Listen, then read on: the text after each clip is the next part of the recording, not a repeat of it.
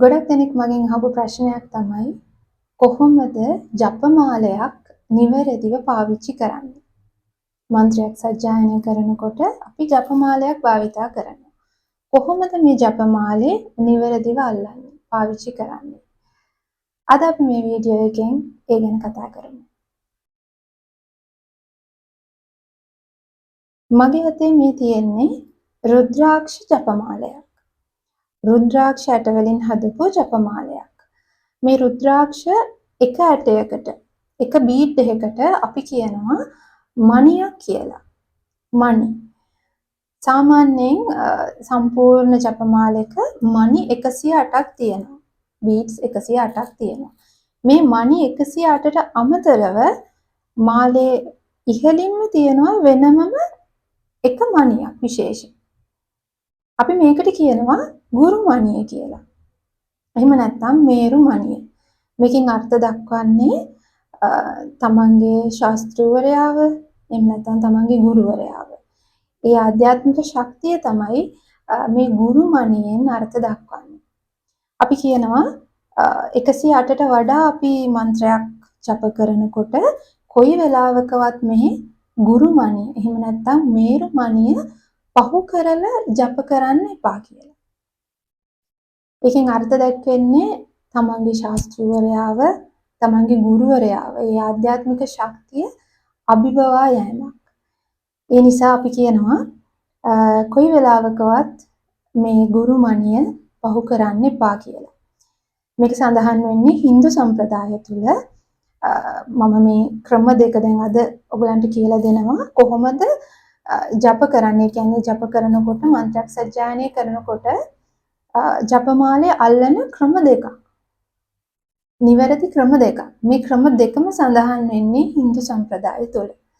ඉතින් කෙනෙක්ට වැඩි විස්තර දැනගන්න අවශ්‍ය නම් කොහොමද ජපමාලයක් නිවැරදිව සකස් කරගන්නේ? මොකද අපි ජපමාලයක් කඩෙන් ගත්තු ගමන් පාවිච්චි කරන්නේ නැහැ. භාවිතා කරන්න සුදුසු වෙන විදිහට අපි සංස්කරණයක් කරන්න ඕන ජපමාලේ. සංස්කරණයක් කරලා ඉවරලා තමයි අපි පාවිච්චි කරන්නේ.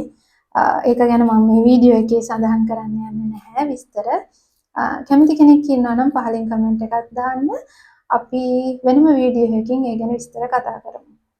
ඉතින් කොහොමද ජපමාලයක් නිවැරදිව සකස් කරන්නේ? භාවිතා කරන්නේ කොහොමද? මන්ත්‍රයක් සජ්ජායනය කරනකොට මොනවාද නීති රීති? මෙන්න මේ කියන කාරණා සම්බන්ධව කෙනෙක්ට වැඩි විස්තර දැනගන්න ඕන නම් Hindu සම්ප්‍රදාය තුල ග්‍රන්ථ වගේක් තියෙනවා. ඒවා පරිශීලනය කරලා වැඩි විස්තර දැනගන්න පුළුවන්. එකක් තමයි රුද්‍රාක්ෂ ජාබාල නැත්නම් රුද්‍රාක්ෂ ජාබෝල උපනිෂදය. ඒ වගේම පද්ම පුරාණ, ගරුඩ පුරාණ, ශිව පුරාණ, දේවි භගවත් පුරාණ. මෙන්න මේ කියන ග්‍රන්ථවලත් ජපමාලයක් නිවැරදිව පාවිච්චි කරන්නේ කොහොමද කියන දේ සම්බන්ධව ජපමාල පිළිබඳව වැඩි විස්තර සඳහන් වෙනවා. ඉතින් කෙනෙක්ට පුළුවන් මේ ග්‍රන්ථ පරිශීලනය කරලා වැඩි විස්තර දැනගන්න. ඉතින් අපි නැවත අපේ කතාවට ගියොත් කොහොමද ජප කරනකොට මන්ත්‍රයක් සජ්ජායනය කරනකොට කොහොමද ජපමාලේ අල්ලන්නේ? මම ක්‍රම දෙකක් කියලා දෙන්නම්. ඊට කලින් අපි දැනගන්න ඕන මේකත් මේ ග්‍රන්ථවලම සඳහන් වෙනවා. අපි කොයි වෙලාවකවත් ජපමාලයක් අල්ලනකොට අපේ දබර ගිල්ල පාවිච්චි කරන්නේ නැහැ. දබර ගිල්ල සහ සුළඟිල්ල. දබර ගිල්ලෙන් නිරූපණය වන්නේ අපේ මමත්වය, මාන්නය, අහංකාරය. ඉතින් දැන් මන්ත්‍රයක් සජ්ජායනය කරනකොට අපි අපේ මනසේ සංසුන්භාවය, මනස නිවෙන තැනටනේ අපි ඒ කියන්නේ නිවීම වෙනුවෙන් අපි ඒ ආධ්‍යාත්මික පුහුණුව කරන්නේ. එතකොට අපේ ආධ්‍යාත්මික පුහුණුවට අර කියන ශක්තිය, ඒ කියන්නේ මමත්වය, අහංකාරය, මාන්නය වගේ ඒ වගේ ශක්තියක් බාධාවක් වෙන්න පුළුවන්. ඒ නිසා කොයි වෙලාවකවත් මේ දබර ගිල්ලෙන් ජපමාලය ස්පර්ශ කරන්න එපා කියලා සඳහන් වෙනවා. ඒ වගේම තමයි සුළඟිල්ල. සුළඟිල්ල කියන්නේ තාමසික ගුණය. අපේ අලසකම. එතකොට මේ දෙයත් අපිට බාධාවක් වෙන්න පුළුවන්. මේ ශක්තියත් අපේ පුහුණුවට බාධාවක් වෙන්න පුළුවන්. ඉතින් ප්‍රධාන වශයෙන්ම ඔන්න ඔය කියන ඇඟිලි දෙක පාවිච්චි කරන්න එපා කියලා තමයි සඳහන් වෙන්නේ. නමුත් සමහර සම්ප්‍රදායන් තියෙනවා. ඒ සම්ප්‍රදායන් තුළ මේ වෙදකිල්ල පාවිච්චි කරන්නත් එපා කියලා කියනවා. මොකද සුළඟිල්ලෙන් තාමසික ගුණය වගේම වෙදකිල්ලෙන් රාජසික ගුණය නිරූපණය වෙනවා. ඒ නිසා වෙදකිල්ලත් ඒ රාජසික ගුණයත් අපේ ආධ්‍යාත්මික පුහුණුවට බාධාවක් වෙන්න පුළුවන් ඒ ශක්තිය. ඒ නිසා වෙදකිල්ල පාවිච්චි කරන්නේ නැහැ කියලා සමහර සම්ප්‍රදායන් තුළ සඳහන් වෙනවා. හරි. මම අද කියලා දෙන මේ ක්‍රම දෙකම නිවැරදි. මේ ක්‍රම දෙකෙන් කැමැති සහ Tamanට පහසු ක්‍රමයක් Taman භාවිතා කරන්න පුළුවන් මන්ත්‍රයක් සජ්ජායනය කරනකොට. පළවෙනි ක්‍රමය තමයි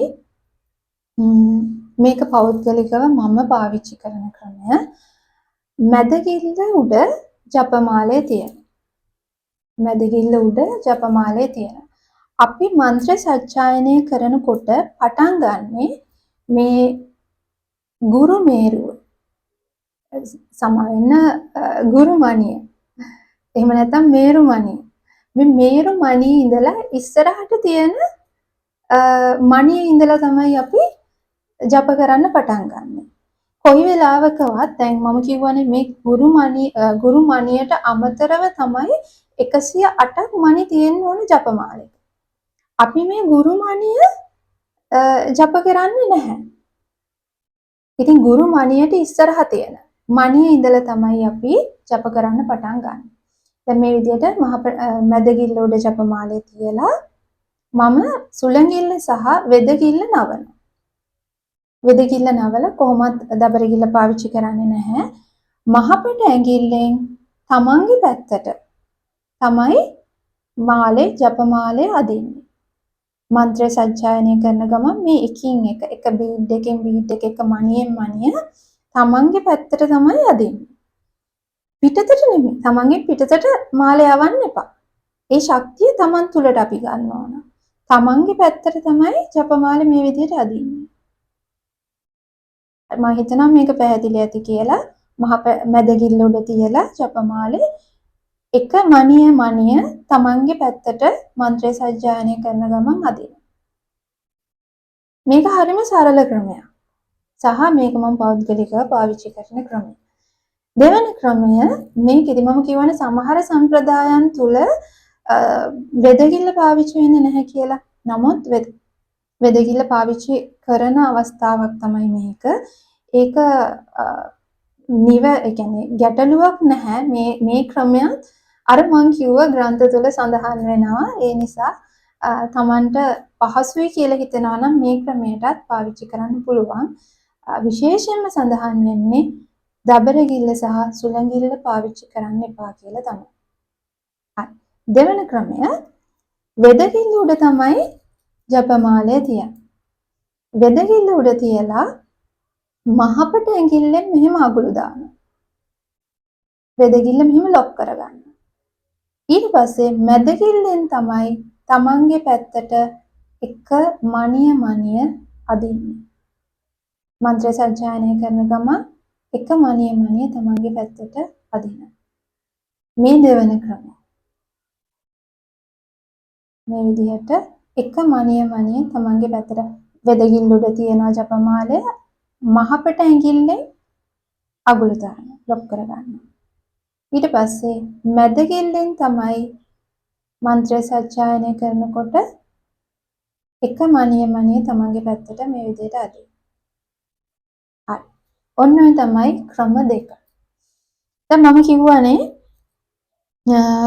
ගුරු මණිය එහෙම නැත්නම් මේරු මණිය කොයි වෙලාවක් පහු කරන්නේ නැහැ කියලා. 108ට වඩා අපි මන්ත්‍රයක් ජප කරනකොට ගුරු මණිය පහු කරන්නේ නැත්නම් කොහොමද 108ට වඩා ජප කරන්නේ? ඒකට ක්‍රමයක් තියෙනවා. මම ඒ ක්‍රමය කියලා දෙන්නම්. මේකත් හින්දු සම්ප්‍රදාය තුල තමයි මේ ගැන විශේෂයෙන්ම සඳහන් වෙන්නේ. මොකද ගුරුවරයා එහෙම නැත්නම් තමන්ගේ ශාස්ත්‍රූවරයා ඒ ආධ්‍යාත්මික ශක්තිය අභිබවා යෑමක් කියලා කියනවා ගුරු මණිය පහු කරගෙන ජප කරන එක. ඒ නිසා ඒක වළක්ව ගන්න ක්‍රමය තමයි දැන් අපි මේ විදිහට ජප කරගෙන එනවනේ. තමන්ගේ පැත්තට මෙහෙම එක මනිය අදිනවා. මේ විදිහට ඇවිල්ලා අන්තිම මනියට, ඒ කියන්නේ 108 වෙනි මනියට ආවට පස්සේ 108 වෙනි මනියට ආවට පස්සේ අපි මේ මාලේ හරවනවා. ජප මාලේ. මහපට ඇඟිල්ල තියෙනවා මේ මැද කිල්ලත් එක්ක. තියලා මේ මාලේ අරගන්නවා මහපට ඇඟිල්ලට. එතකොට අරගත්තට පස්සේ අරගෙන හරවනකොට අර 108 වෙනි මණිය තමයි ගුරු මණියට ඉස්සරහට එන්නේ. ආපහු මම කරලා පෙන්නන්නම්. 108 වෙනි මණිය වෙනකන් ආවා. දැන් ඒක පිටිපස්සේ තියෙනවා. ඉස්සරහා තියෙන්නේ ගුරු මණිය.